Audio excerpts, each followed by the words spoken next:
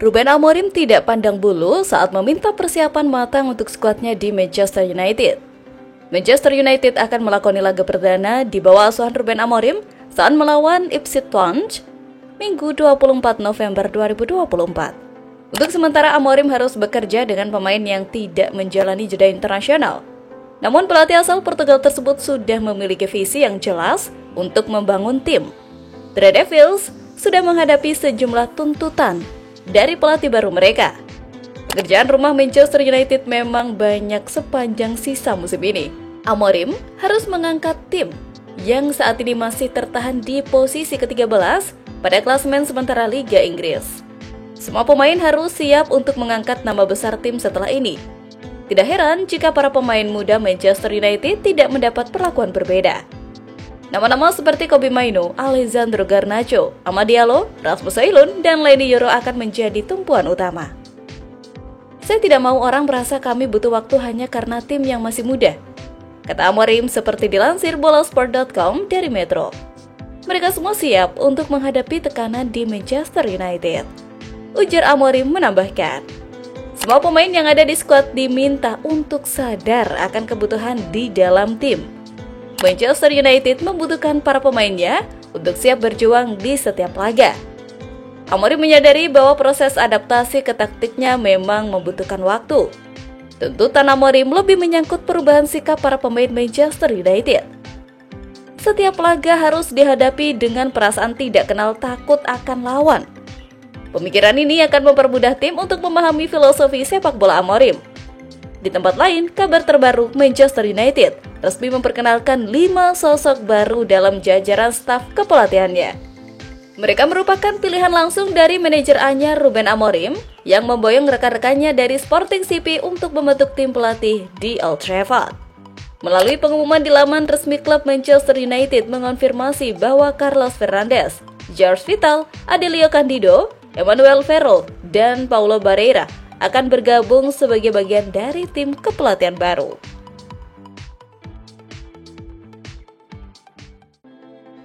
Manchester United telah mengidentifikasi Victor Gyökeres sebagai target transfer utama, terutama setelah penunjukan manajer baru mereka, Ruben Amorim. Gyökeres tampil luar biasa, mempertahankan rekor gol yang konsisten untuk Sporting Lisbon, dan ia memiliki klausul pelepasan yang ditetapkan sebesar 100 juta euro. Rumor menyebutkan bahwa Gyökeres mungkin akan menyusul Ruben Amorim ke Manchester United, di mana Amorim akan mengambil peran sebagai pelatih minggu depan. Dan spekulasi berkembang bahwa Ruben Amorim, manajer Manchester United yang baru, akan mencoba mendatangkan penyerang Sporting Victor tersebut.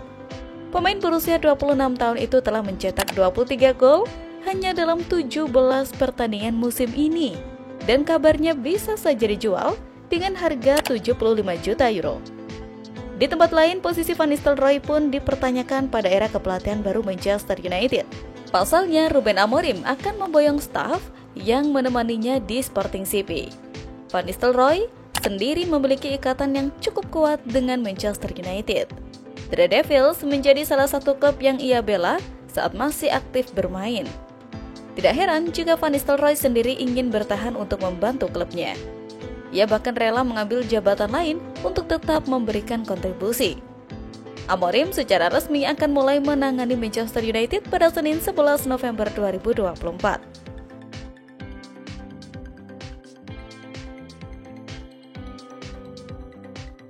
Beberapa pemain Manchester United sudah menegaskan kecocokannya dengan Van Nistelrooy. Van Nistelrooy pun ikut membantu menjaga optimisme klub setelah kehilangan pelatih utama. Andre Onana kemudian berharap agar pelatih asal Portugal itu tetap memakai jasa Ruud van Nistelrooy begitu ia tiba di Old Trafford. 100%, itu orang yang sangat baik, pelatih yang sangat baik. Jawabnya pada TNT Sport ketika ditanya apakah ia ingin Van Nistelrooy dipertahankan. Sejak ia di sini, ia banyak membantu kami. Ia punya banyak pengalaman dan banyak memberi nasihat kepada kami, ungkap Onana. Ia tampil luar biasa sejak ia di sini. Tentu saja kami memilikinya beberapa hari sebagai pelatih kepala. Ia berbeda, tapi ia melakukannya dengan luar biasa. Apa yang ia lakukan fantastis dan para pemain bahagia, tegasnya. Akan tetapi Andre Onana menambahkan dirinya hanya sekedar memberikan saja. Keputusan soal masa depan Ruud van di Manchester United tetap ada di tangan Ruben Amorim. Tetapi pada akhirnya ia bukanlah sesuatu yang bisa kami putuskan. Klub telah mengambil keputusan dan kami harus menerimanya, ujarnya. Namun ini harus menjadi urusan dirinya dan klub karena pada akhirnya merekalah yang harus duduk di meja perundingan dan memutuskan apa yang terbaik untuk klub, tegas Onana.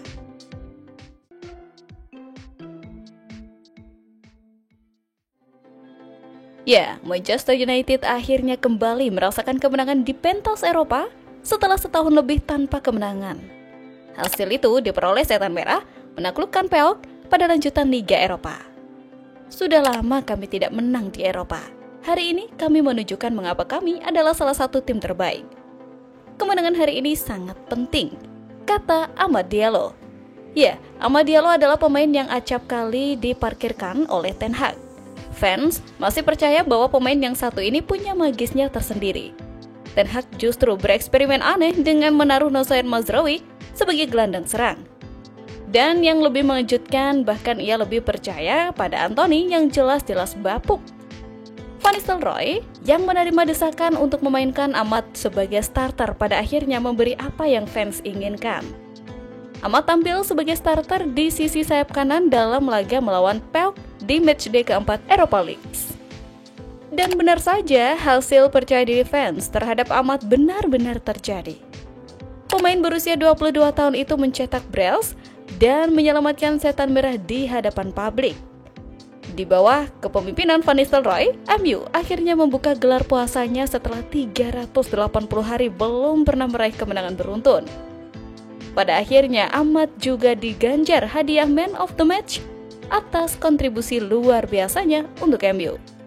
Sementara itu, penempatan Manuel Ugarte sebagai tandem Casemiro sebagai pivot pada akhirnya membuat Real Madrid lebih nyaman karena ruang permainannya tidak terlalu luas seperti pada era Ten Hag. Satu lagi pemain yang patut juga mendapatkan jempol dan membawa MU juara adalah kontribusi Onana. Andre Onana mampu melakukan penyelamatan gemilang sehingga hanya menghasilkan sepak pojok buat PAOK. Bukan hanya itu saja, Onana juga berhasil menyelamatkan beberapa sepakan tepat sasaran oleh lawan.